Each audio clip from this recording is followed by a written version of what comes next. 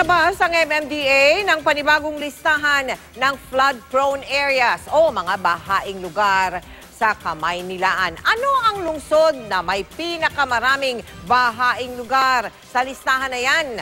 Alamin sa pagtutok ni Ivan Mayrina.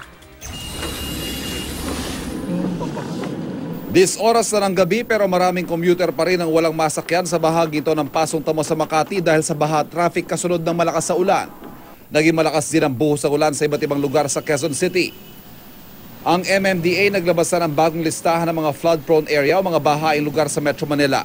Pinakamarami sa lungsod ng Maynila. For advance notice sa mga publiko na kung umuulan at medyo malakas ang ulan, baka pwedeng iwasan na nila yung mga areas na yan kasi posible magkabaha. Tatlong dahilan ang tinukoy ng MMDA kung bakit bahain ang isang lugar. Una ang geography o dahil sadyang mababang lugar at sinasalo nito ang tubig mula sa mga matataas na lugar. Tulad halimbawa ng tunnel sa kanto ng Pasong Tamo at EDSA sa Makati, naabot baywang ang baha sa tuwing malakas ang ulan. Nariyan din ang mga daluyan ng tubig na nababarahan ng basura o di kaya pinamamahayan na ng mga informal settler.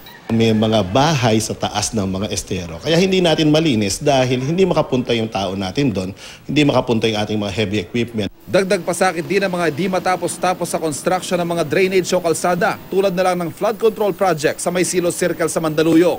Mag-aapat na taon na to. Actually, konting baha lang, wala pang 30 minutos. Ano na yan, hindi na kami makadaan. Nagsa-sidecar kami, tapos mas mahal ang singil ng sidecar. Paliwanag ng DPWH NCR, marami silang mga na-delay na proyekto dahil sa ipinatupad na election ban sa mga construction. Pero minamadali na raw nila at nasa finishing stages na ang mga ito. Yung mga major flood control tulad ng low metric, no? Itong mga main drainage natin, no? Yung low metric sa katong May Silo, San Francisco, dito sa Mandaluyong. Ang MMDA dinagdagan na rin daw ng 25% ang pumping capacity ng 12 sa pinakamalalaking pumping station sa Metro Manila para mabawasan ang pagbaha.